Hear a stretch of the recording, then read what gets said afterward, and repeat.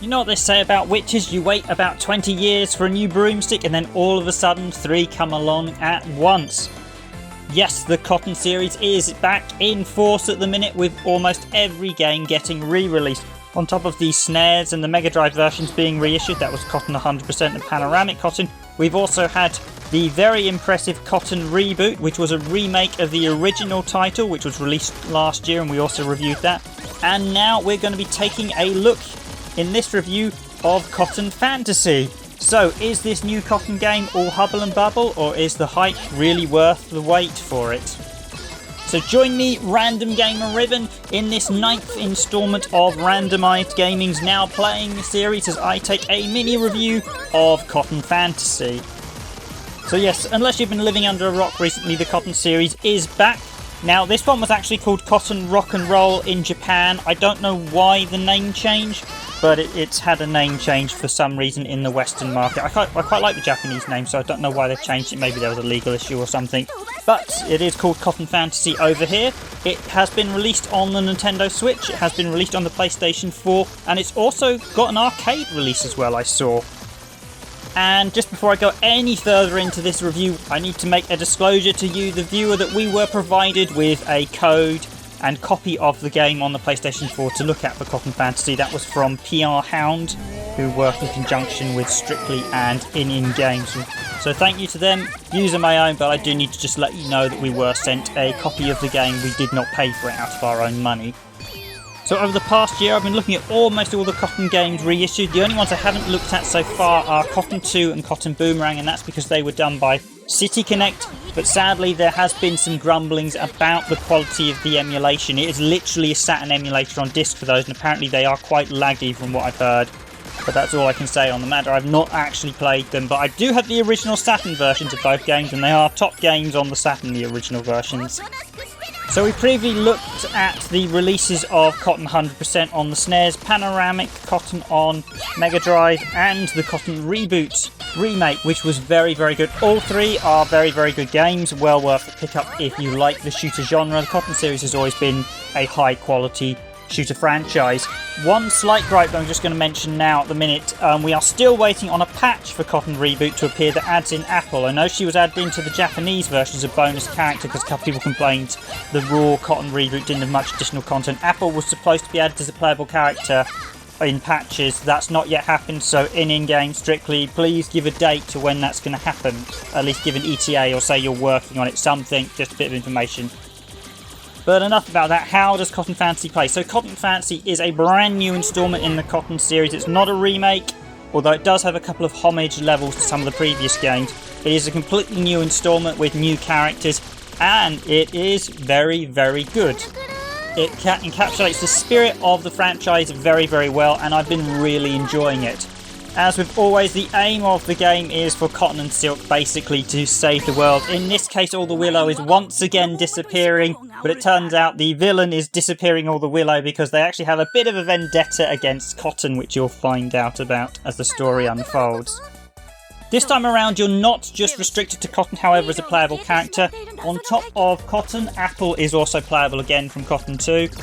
You also have a number of guest characters, so you have Fine from Saizensen, I believe, the shooter. We have Ria from Saivaria. We have Kawasi from the Umahari Kawasi series. That's the fishing rod game, so she's not originally a shooter series. And we also have a character called Luffy, who I had to research to find out where she was from. And she's from a sort of dating sim back on the PS1 called Doki Doki Hyoachi, which seemed like quite a wacky game. But yeah, she's quite an obscure character, Luffy. I couldn't work out where she was from initially, so I had to do a bit of searching. But yeah, so you've got a couple of guest characters and the original 2. You can also unlock the final boss Takut as a hidden character as well, which is quite nice. Now, Silk is playable as a pre-order bonus, but I don't believe that Silk has been released yet in the Western market. I don't know if she's being given away with the limited edition. She should be paid for DLC. If she's like a pre-order bonus, she should be made playable. But at present, I don't think you can either unlock her or buy her,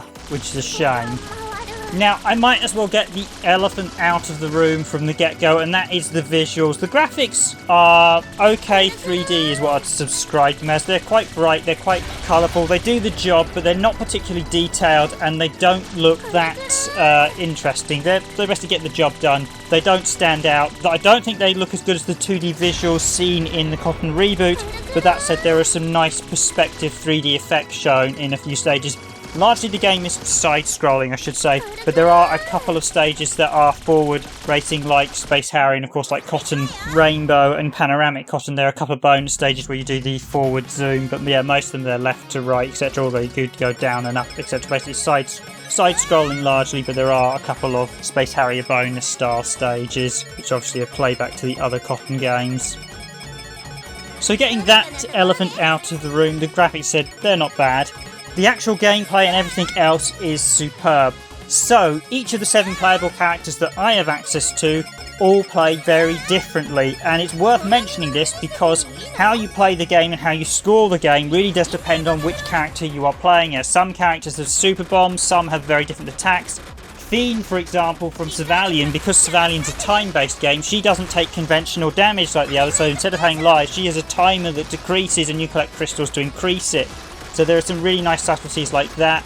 You've got very different moves. One thing I did notice was I did feel Appli was very easy to huge combo stuff with her. She has an ability, she doesn't have bombs, but she can grab the enemies and then throw them back at one another just to turn into a mass of bells and power-ups. I do think it's certainly easier to get higher scores with some characters than others, so definitely there's always a balancing, and I think the leaderboard should probably have been tiered into the different characters, because I did feel because the characters are so widely different with their attacking styles, their movesets, which moves they've got, whether they've got supers and specials or whether they've got preset attacks, it's well worth actually spending some time learning each of the characters.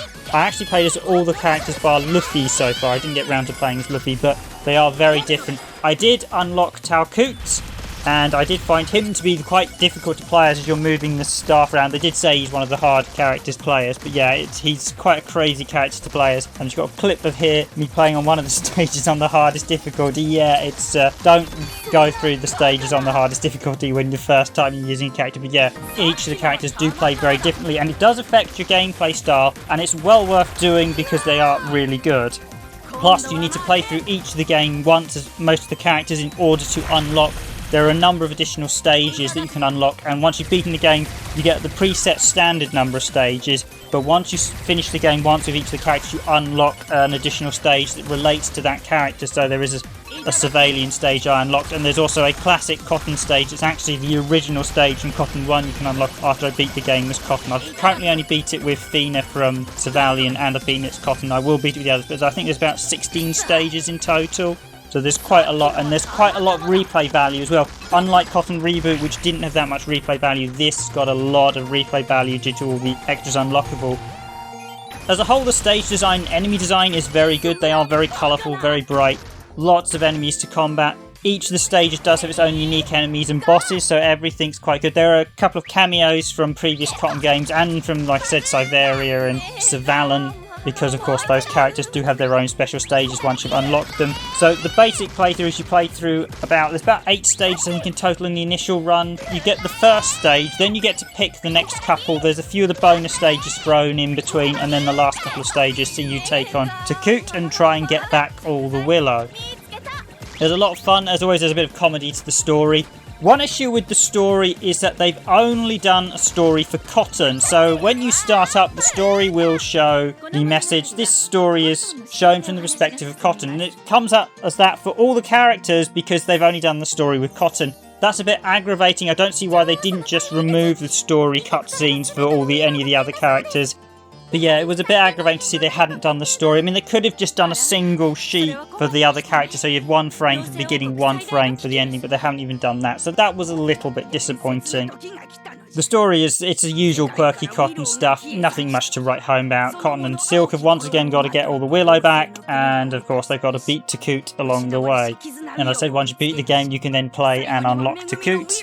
But gameplay wise, this is a very enjoyable shooter as all the others. All the mechanics are just about right. Everything's the shooting, the special attacks, then you have to pull off the super magical attacks. It's kind of weird actually having all the different characters with all their different moves, because As I said, it's very different playing. So you play the stages with Cotton with doing her magical super, so like dragon. She's got uses the fairies as bombs as well. And then I was playing as Fine, the time girl, who doesn't have lives, so you're collecting. You have to constantly collect the crystals as the time is counting down. She had 3 preset attacks. She didn't have super bombs, but she could use special attacks at any point as well once you charged them up. So how they play is all very different. Fine is definitely the girl from Survalian with the time attacks, definitely the easy mode. I felt she was definitely the more powerful character. Apple as well, you could massively, hugely score. I felt getting huge scores of Apple was far easier than some of the other characters. Cotton I felt was quite difficult because you have to collect the crystals to convert the enemies into bells, and it does vary. Kawaii's was quite interesting riding her fish as she's sort of harpooning the enemies and then just throwing out some great stuff again. As I see,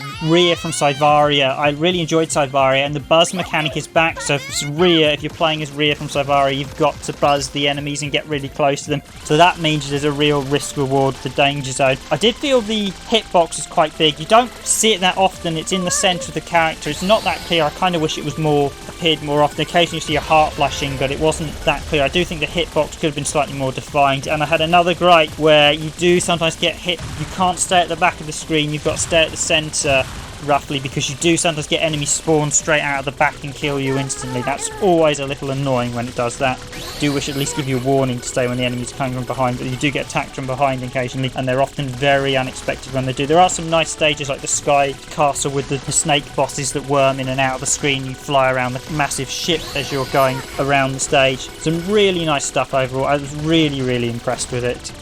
Music-wise, it's fairly solid as well. I've no real complaints about the music. It all goes along nicely with the rest of the game. But overall, I did find this a much more complete package than Cotton Reboot, the remake. There's a lot more here. There's a lot more to unlock. There's a lot more to replay. Aside from the visuals probably not being as good as the reboot, I preferred the 2D visuals in the reboot version of Cotton, but the 3D stuff's pretty decent. It's just not, I don't think it's as good as the 2D visuals, but they have used the 3D visuals to great effect where they have, and this is a much more beefier package, I think far more worthier of the asking price, and definitely I think fans of the shooter genre will enjoy it. New fans as well. I did try there's basically 3 difficulties, so you get normal, hard and extra, and here's a bit of me doing Takut on extra again. As you see there, it gets bloomin' tricky at points doing extra mode.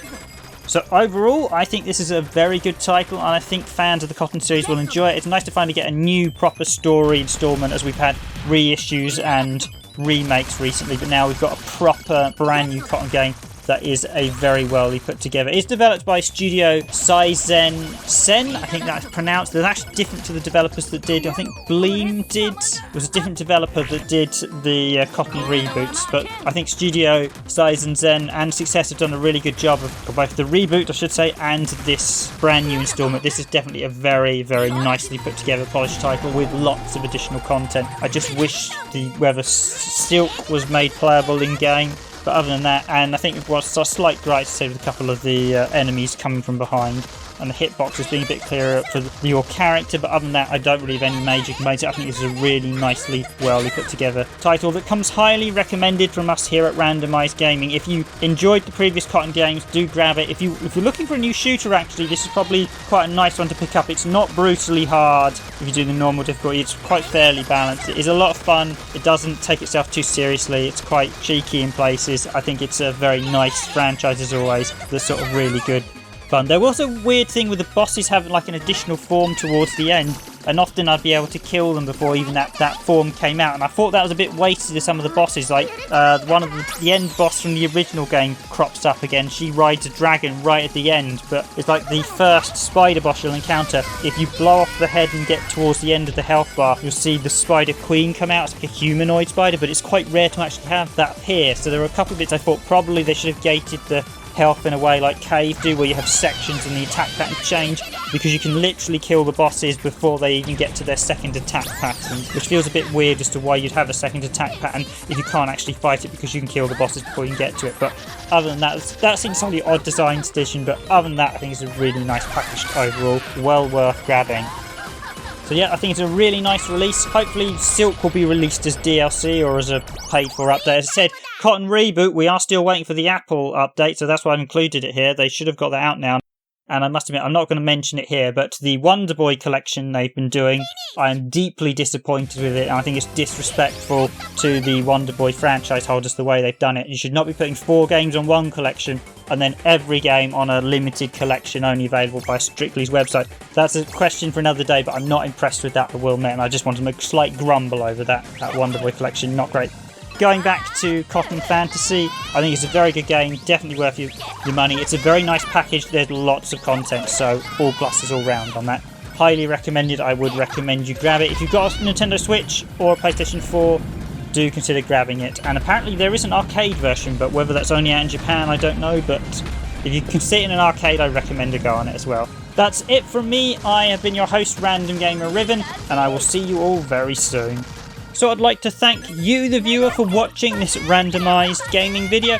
My name is Random Gamer Riven, the editor of Randomised Gaming, and I'd kindly ask, if you enjoyed this video, please do consider hitting the like button. And if you enjoy our channel content, please do consider subscribing to the channel. We have a whole host of high quality gameplay videos, long plays and playthrough videos. We also have consumer issues and some comparison issues covering various different versions of games. And topics like 50 and 60 Hz differences between PAL and NTSC versions of games. So if you want to see a channel with that type of gaming content, please do spend some time looking at our videos and playlists here at Randomised Gaming. And feel free to get involved in the discussion as well by leaving a comment, and myself or one of the team will try and get back to you as soon as possible. You can also check out our blog with lots of written features, images and reviews on it. And you can also find me live streaming on Twitch. All our legacy YouTube streams are available in a playlist, but going forward I will only be streaming on Twitch at present.